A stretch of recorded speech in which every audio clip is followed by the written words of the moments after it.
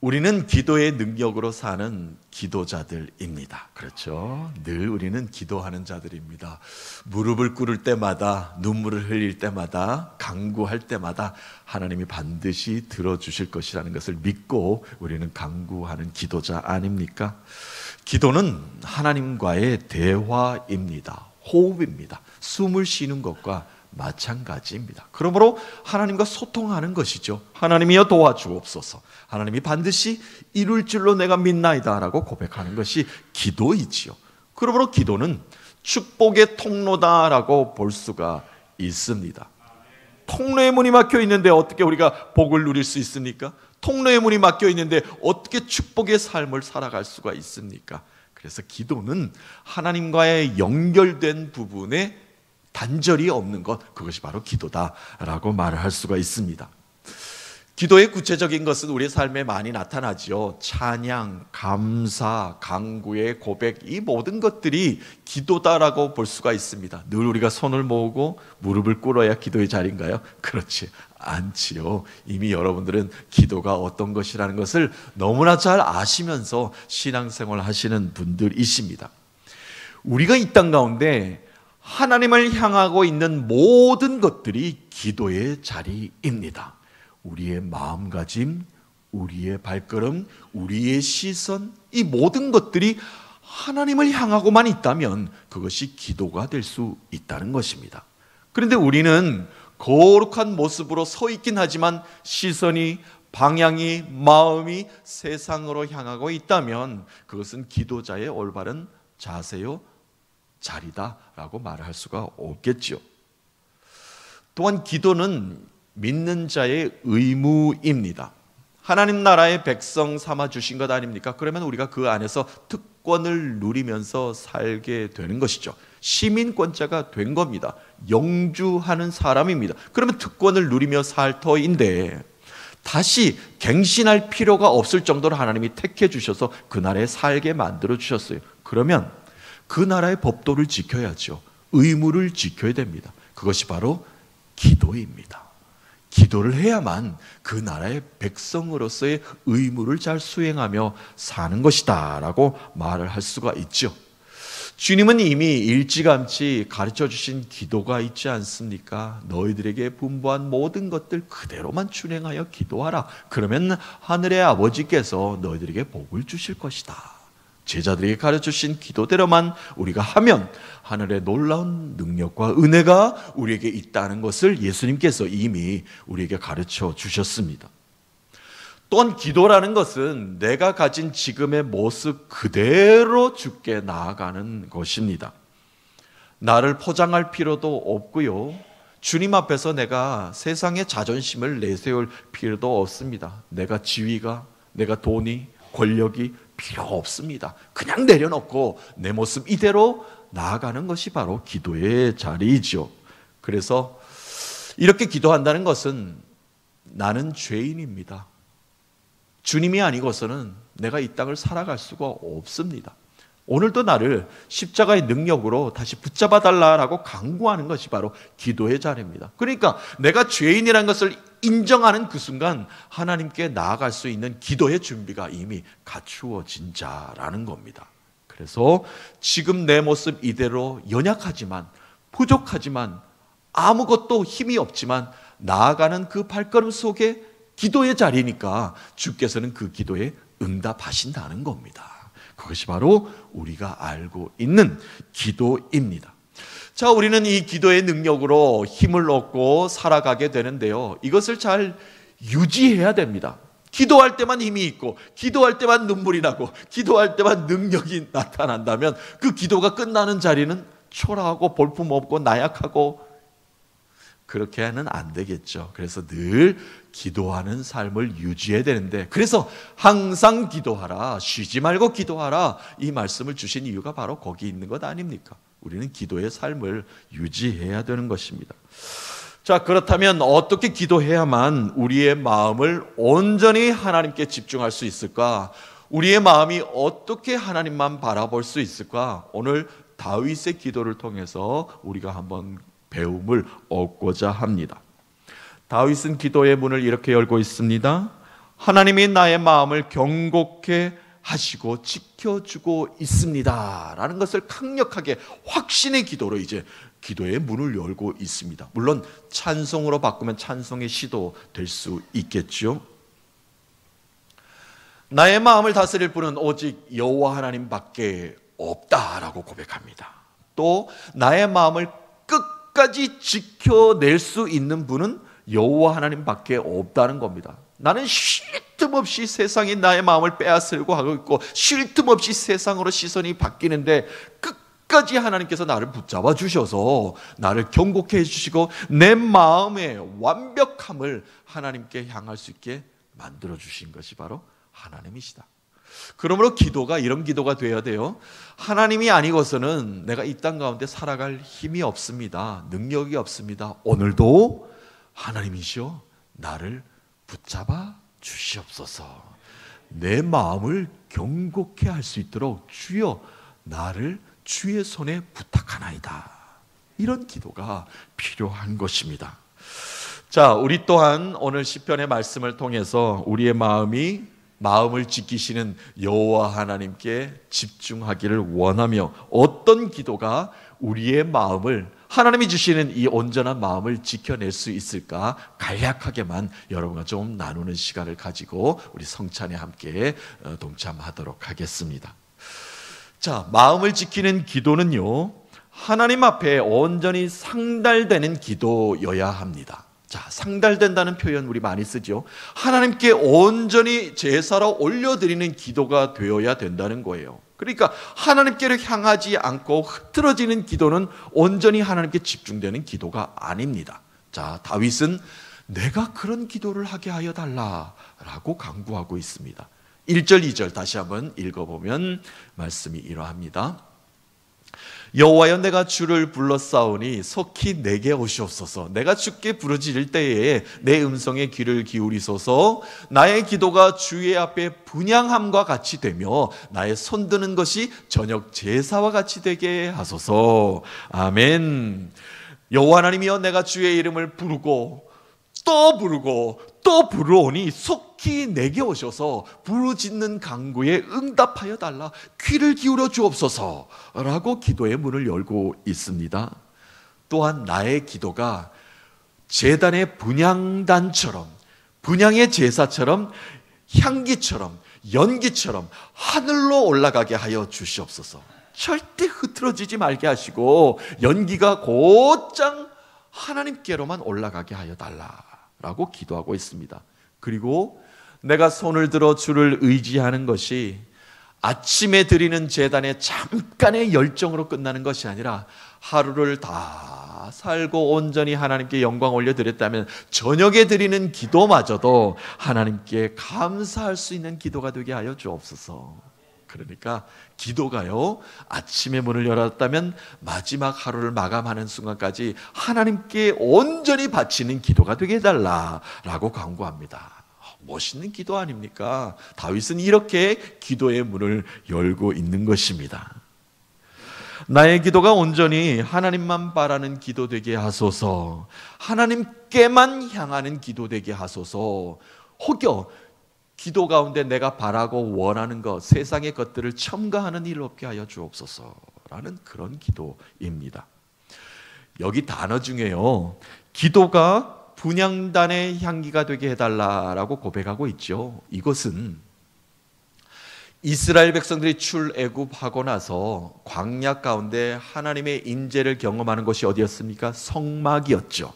하나님께서는 그것을 만들라고 했습니다. 주의 제단을 만들어서 그곳에 예배하면 비록 광야지만, 지금 비록 척박한 곳이지만 그곳에 제단을 쌓고 예배하면 내가 그곳에 가서 너희들을 만날 것이다. 나의 거룩함을 너희들에게 보일 것이니 너희도 그 자리에서 예배함으로 거룩하게 될 것이다 라고 말씀하셨기에 그들은 만들었습니다. 그리고 제단 앞에 무엇을 만들었느냐? 언약궤가 있는 그 다음에 분향단을 만들었습니다. 분향단에 대제사장이 그 앞으로만 갈 수 있죠. 가서 향을 피웁니다. 이 향을 피운다는 의미는 하나님이여 이 성막 가운데 주의 향기로 가득하게 하여 주옵소서, 그 의미입니다. 또 한 가지는 대제사장은 이스라엘 백성들의 죄를 다 안고 하나님의 앞으로 나아가는 것 아니겠습니까? 밖에서 동물의 피를 흘리고 각을 떠서 제단을 쌓은 모든 죄를 씻었다면 그 죄악을 들고 나아가는 겁니다. 하나님께 고하는 겁니다. 그래서 이 향의 향기가, 또 이 향의 연기가 하늘로 올라갑니다. 모든 사람들이 죄를 고백합니다. 회개합니다. 주여 받아주시옵소서. 하늘로만 고백합니다 라는 것이 그 속에 담겨져 있었습니다.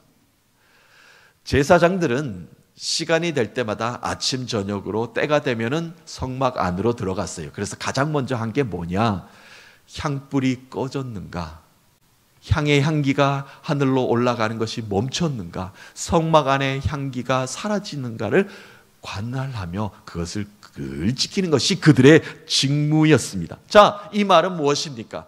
기도의 불이 꺼지면 안 된다는 이야기입니다. 제단의 성막에, 주의 성전의 예배 곳에 제단의 불이, 기도의 불이 절대 꺼져서는 안 된다는 그 이야기입니다.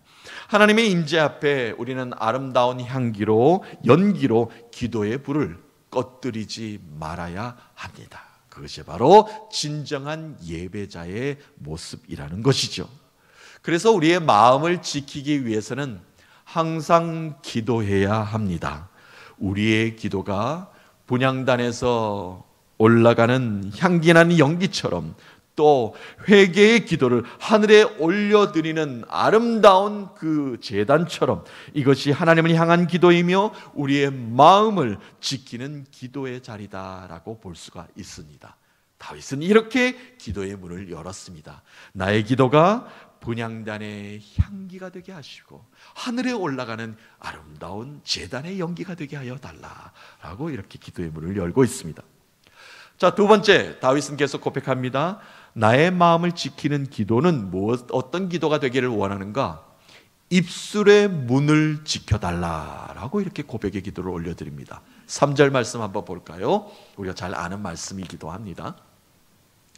여호와여, 내 입에 파수꾼을 세우시고 내 입술의 문을 지켜주소서. 아멘.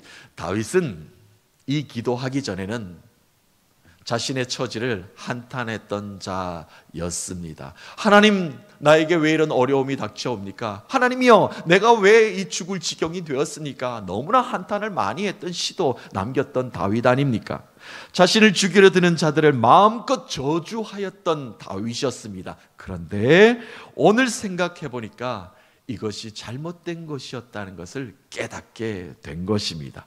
그래서 이렇게 고백하지요. 하나님이여, 내 입에 파수꾼을 세우셔서 내 입의 문을 지켜주소서.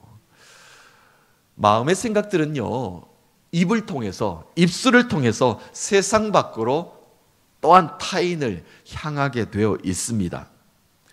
내 입에 파수꾼을 세우셔서 지키는 자가 되게 만들어주셔서 잘못된 말들이 절대 입 밖으로 나오는 일이 없도록 하시며, 그래서 내가 타인을 정죄하거나 비방하거나 시기 질투하는 말이 하나님께 나라를 거룩하게 만드셨는데 이 거룩한 입에서 나오는 일이 없도록 마음의 문을 지켜달라라고 이렇게 간구의 기도를 올려드리고 있습니다. 자, 이것이 우리의 기도가 되어야 되지 않겠습니까? 나의 입술을 붙잡아 주시옵소서. 혹여 세상의 생각들, 또한 내가 누군가에게 권면하고자 잘못된 말들이 튀어나오는 일이 없도록 그 순간 기도자는 기도하는 그런 모습을 보이지 못하게 되는 것 아니겠습니까? 간혹 우리는 기도 부탁할 때가 있지요. 그런데 기도 부탁을 하면서 자기 자신의 자랑을 늘어놓은 적은 없는지, 또한 기도 부탁하면서 은근슬쩍 남의 허물을 들추어 낸 적은 없는지, 기도자는 절대 그런 모습을 보여서는 안 됩니다. 내 입술에 파수꾼을 세우셔서 오직 하나님이 증거케 하시는 그 말씀만 고백하게 하여 달라. 나도 기도자이고 함께 중보기도하는 기도자의 모습이 되게 해달라. 우리는 이렇게 간구하며 살아야 될 것입니다. 마음을 지키는 기도는 입술에 영적인 파수꾼이 세워져 있어야 합니다. 여호와여, 내 입술에 파수꾼을 세우셔서 내가 입으로 죄를 짓는 일이 없게 하여 주시옵소서. 우리도 이런 다윗의 고백하는 기도자 되기를 간절히 소망합니다. 나의 마음을 지켜주셔서 내 입술의 말과 나의 마음의 묵상이 오직 주께만 연락되기를 원합니다. 주님께만 향하는 기도가 되어야 된다는 것입니다. 사랑하는 성도 여러분, 우리의 기도가 누구를 원망하거나 저주하는 입술의 언어가 아니라, 절대 그런 언어가 아니라 온전한 주의 뜻을 이루는 기도가 되셔서 우리의 생각과 마음을 지키시는 주의 사랑을 증거하는 귀하고 복된 거룩한 입술의 증거자 되시기를 주님의 이름으로 축복합니다. 마지막으로 마음을 지키는 기도는 어떠한 기도인가? 다윗의 고백을 한번 보면요, 악한 일에 절대 내가 마음을 빼앗겨서 기도가 흐트러지는 일이 없게 하여 달라라고 고백합니다. 자, 4절 말씀 한번 보겠습니다. 내 마음이 악한 일에 기울어 죄악을 행하는 자들과 함께 악을 행하지 말게 하시며 그들의 진수성찬을 먹지 말게 하소서. 아멘. 어떤 의미인지 다 아시겠죠? 나의 마음이 악한 쪽으로 기울어져서 균형을 잃어버리는 일 없게 하시며, 또한 혹여 악한 자들과 어찌할 수 없이 함께 길을 걷는 일이 있다 할지라도 그들이 차려놓은 먹음직스러운 상에 마음이 끌려 손을 얹는 일이 절대 없게 하여 달라라고 이렇게 다윗은 고백을 합니다. 시편 1편에 이런 고백이 아시죠? 복 있는 사람은 악인의 길에 서지 아니하고 죄인의 길에 서지도 아니하며 오만한 자의 자리에 앉지도 아니한다. 복 있는 사람은 그렇다는 겁니다. 어떠한 경우라도 유혹의 길에, 악한 길에 서지 않는 것이 복된 자의 삶이라는 것을 알기에 우리는 늘 이런 기도로 강구해야 할 것입니다. 그러나 인간은, 사람은 연약하여 그때그때마다 넘어질 때가 많지요. 그래서 우리는 간구하며 기도하는 것 아니겠습니까? 예수님께서도 이 땅에 오셔서 처음부터 유혹을 당하셨습니다. 시험을 견뎌내셔야만 했습니다. 광야에서 40일 동안 마귀의 시험에, 사탄의 유혹을 이겨내셨지요. 금식으로 배가 고프신 상태였습니다. 그런데 사탄의 꾀임에 넘어가지 않았습니다. 세상의 부와 명예를 예수 그리스도의 손에 다 쥐어준다고 했습니다. 그러나 그 유혹에도 능력의 선포라, 사탄아 물러가라 라는 이 능력의 말씀으로 이겨내셨습니다. 예수님이 이 땅에서 생을 마감하실 때에도 십자가 앞에서 인간의 연약한 마음이 왜 없었겠습니까? 그런데 아버지 하나님께 기도하며 나아갔죠. 마음을 견고케 하기 위해서, 마음을 강하게 다잡기 위해서. 왜냐하면 십자가의 죽음이 지금 눈앞에 왔기 때문에 그러하였습니다. 죽음의 쓴잔이 아버지여 내게서 지나갈 수도 있습니까? 혹여 그런 일들이 있을 수 있습니까? 하지만 아버지 하나님이여 나의 원대로 마옵시고 아버지의 뜻대로 하시옵소서. 연약한 인간의 모습이 베이스에 깔려 있는 것 같지만, 그러나 하나님의 뜻 안에서 내가 능력의 사람이 되게 하소서, 내가 구원의 능력을 선포할 수 있는 사람이 되게 하소서. 신이지만 인간의 모습으로 죽으시기 위해 오신 이 땅에 예수 그리스도의 마지막 우리에게 남겨진 모습이기도 합니다. 인간의 연약함과 유혹을 경험하신 예수님, 우리의 마음을 주님께서도 너무나 잘 알고 계십니다. 그래서 제자들에게 기도를 가르쳐 주시지 않으셨습니까? 오늘도 시험에 들게 하지 마옵시고 다만 악에서 나를 구원하소서. 이렇게 기도하라는 의미가 다 있는 것입니다. 사랑하는 성도 여러분, 오늘도 예배를 통해서 이런 기도를 함께 우리가 올려드렸으면 합니다. 나의 마음이 온전히 나의 하나님만을 향하게 하여 주시옵소서. 입술에 파수꾼을 세워 주셔서 온전히 주의 영만을 노래하게 하시며 악한 일에 절대 마음이 빼앗기는 일이 없도록 나의 마음을 다스려 주시옵소서. 우리의 이런 간절한 간구의 기도 가운데 주의 영이 함께 하셔서 한 주간 기도의 힘으로, 기도의 능력으로 다시 일어서시는 사랑하는 믿음의 권속들 되시기를 살아계신 예수 그리스도의 이름으로 축복합니다.